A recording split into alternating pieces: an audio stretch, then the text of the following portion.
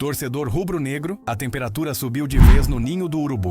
O Flamengo, que sempre vive no centro das atenções, agora está lidando com uma crise interna que vai muito além das quatro linhas. O protagonista, o atacante Pedro, o camisa 9 do Mengão, um dos nomes mais falados nas últimas temporadas, se envolveu em mais uma polêmica pesada. E dessa vez, quem resolveu abrir o jogo foi ninguém menos que o técnico Felipe Luiz. Durante a coletiva após o jogo contra o São Paulo, em que Pedro sequer foi relacionado, Felipe não mediu palavra. A atitude do jogador nos treinamentos foi o estopim para o corte, e o treinador não só confirmou a exclusão do atleta, como rasgou o verbo com declarações fortes. Ridículo, lamentável e falta de respeito foram apenas alguns dos termos usados para descrever o comportamento de Pedro ao longo da semana. Segundo o comandante, Pedro já vinha demonstrando queda de rendimento nos treinos há um bom tempo, mas nessa semana ele ultrapassou todos os limites. Não respeitou o grupo, o trabalho, nem a cultura de treino implementada por Felipe Luiz. Foi o suficiente para o treinador bater o martelo, fora da lista de relacionados. E com razão, segundo ele, porque um comportamento assim pode contaminar o vestiário inteiro.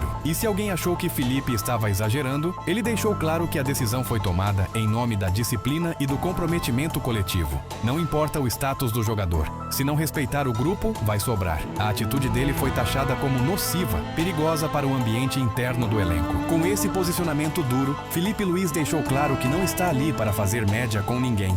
E a pergunta que paira no ar é: o que está acontecendo com Pedro? E a polêmica não parou por aí, torcedor. Felipe Luiz aproveitou a coletiva para desabafar sobre outro ponto que vem incomodando: a exposição pública do treinador. Segundo ele, a cobrança que recai sobre o técnico é constante, pesada e por vezes injusta. Quando o time vai mal, quando sai a escalação, quando um jogador é barrado, a primeira cabeça a ser pedida é sempre a dele. E a exposição do treinador? Quem pensa nisso? Desabafou Felipe, visivelmente incomodado. Ele reforçou que não quer a saída de Pedro, que não está descartando o atleta, mas sim exigindo o básico: empenho. Ele quer um Pedro comprometido, correndo em campo, suando a camisa como todos os demais companheiros. E foi direto: não precisa me dar abraço nem ser meu amigo, tem que ser profissional. Se ele quiser ganhar comigo, estamos juntos. Se não quiser, vai ficar lá embaixo. Uma frase que resume bem a filosofia do novo técnico rubro-negro: meritocracia, comprometimento e respeito acima de tudo. Esse episódio escancara uma questão recorrente no Flamengo. O elenco estrelado muitas vezes desafia a autoridade dos treinadores. E Felipe, por ser um ex-jogador, conhece bem os bastidores desse grupo.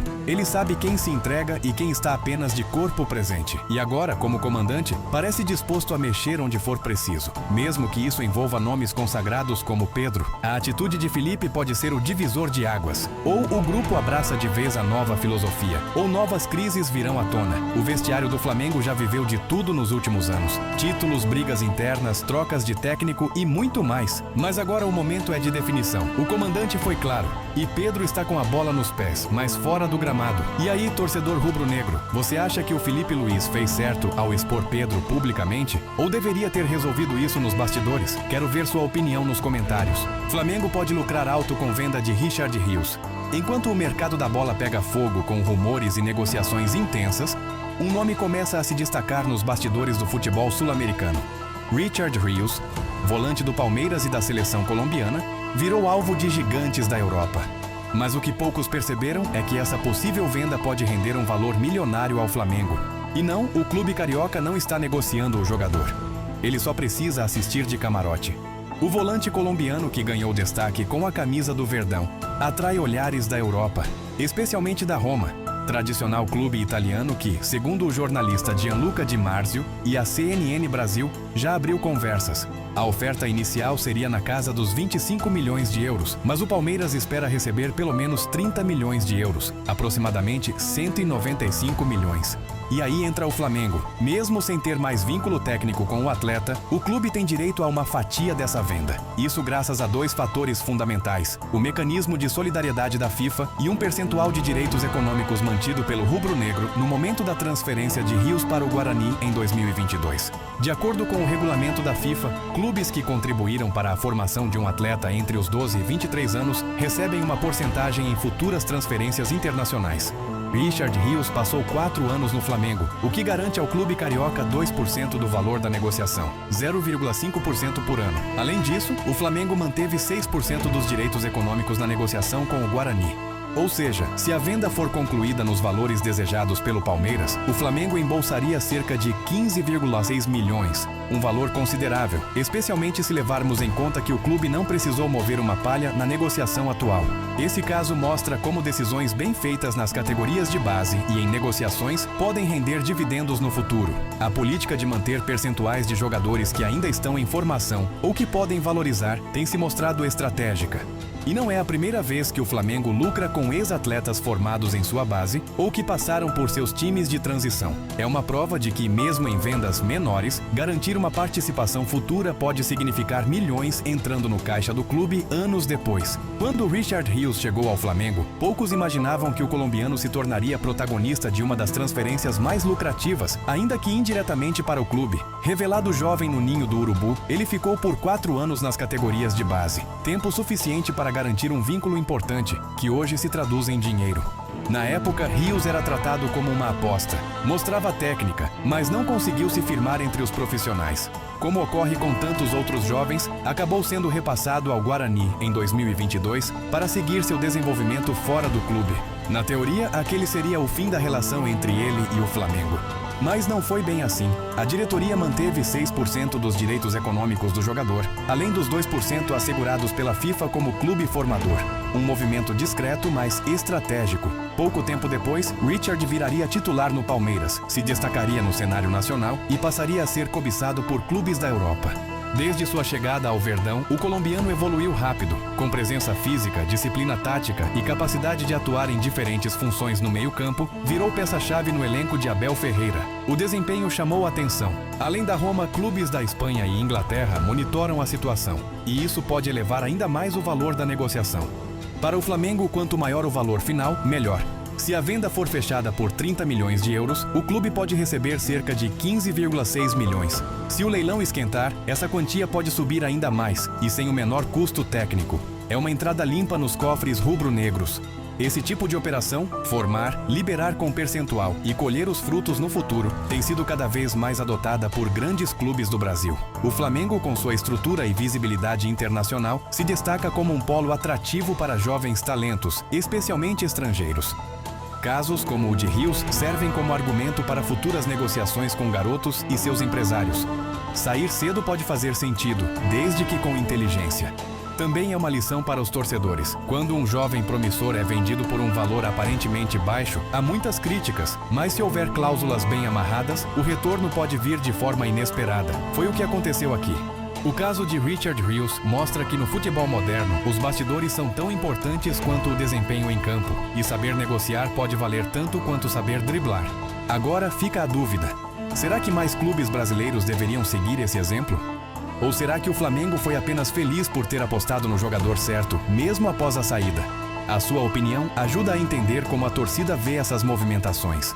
Vamos debater. Segura essa porque o mercado da bola tá pegando fogo e a notícia da vez envolve duas potências do futebol brasileiro: Atlético Mineiro e Botafogo. Um possível movimento nos bastidores pode mexer com os rumos dos dois clubes e até reabrir feridas do passado recente. O Botafogo, que vem de uma temporada intensa e disputas quentes na Libertadores, está de olho no goleiro Matheus Mendes, atualmente no América Mineiro, mas que ainda pertence ao Galo. A movimentação começa por um motivo claro: a possível saída de John, goleiro do Botafogo, que atrai olhares do gigante europeu Manchester United. E você sabe como é. Time grande precisa de peça de reposição imediata, especialmente em posição tão delicada quanto o gol. O nome de Matheus Mendes entrou na pauta do clube carioca, e a informação veio direto do portal Goal. Matheus, com apenas 26 anos, vem fazendo um ano sólido com a camisa do Coelho. Já são 25 jogos em 2025 e atuações que chamaram a atenção do Botafogo. Seu contrato com o América vai até o fim do ano que vem, mas o vínculo com o Atlético Mineiro vai até dezembro de 2026. Ou seja, negociação precisa passar pelo Galo. Mas a surpresa veio com o sinal verde que o Botafogo recebeu, indicando que sim, pode haver negócio. Mesmo sem proposta formal, o Glorioso acompanha de perto os próximos passos. A diretoria, comandada por John Textor, e o técnico David Ancelotti entendem que perder John para o futebol europeu deixaria uma lacuna imediata. Matheus, já habituado ao futebol brasileiro e em ritmo de competição, surge como nome acessível e promissor para assumir a meta alvinegra. E o que mais pesa a favor? A adaptação. Matheus já atua em alto nível por aqui. Conhece o cenário nacional e não teria grandes obstáculos para entrar nos trilhos rapidamente. Isso sem contar que ele já teve o nome ligado ao Botafogo em outro episódio bem curioso. Agora, torcedor, segura que essa história tem uma pitada de polêmica que pode inflamar os bastidores novamente. Você lembra da Libertadores de 2024? Pois é, Matheus Mendes se envolveu indiretamente em um episódio que deu o que falar nos vestiários e nas redes sociais. Segundo relatos da época, o goleiro teria sido o responsável por repassar para os jogadores do Atlético Mineiro uma suposta provocação feita por Luiz Henrique, atacante do Botafogo. O camisa 7 do Glorioso teria soltado uma frase pesada, chamando o Atlético de time de Messi. Isso mesmo. A frase, claro, caiu como gasolina no fogo e acendeu ainda mais o confronto da Libertadores. Resultado? Clima tenso, rivalidade acirrada e bastidores pegando fogo. Agora imagine só, o mesmo Matheus Mendes que ajudou a incendiar a motivação do Galo naquela ocasião, pode ser o novo reforço do time que teria sido o alvo da provocação. A ironia do destino no futebol é impiedosa e maravilhosa para quem acompanha de perto. Esse detalhe curioso dá um toque inusitado à negociação. É o tipo de movimentação que não é apenas técnica ou tática, mas também emocional. Afinal, a torcida do Botafogo vai aceitar bem esse nome. Os jogadores vão deixar o passado no passado. E Matheus, será que topa vestir a camisa de um clube que já foi palco de tanta tensão contra ele? No fim das contas, o nome dele agrada à diretoria. O perfil encaixa bem no que o clube busca. E principalmente, a oportunidade parece viável. Mas como toda boa novela do futebol brasileiro, a decisão final ainda vai depender de conversas, bastidores e talvez mais algumas reviravoltas. E aí, torcedor botafoguense, você aceitaria Matheus Mendes como o novo goleiro do Glorioso mesmo com esse passado polêmico com o clube? Comenta aí!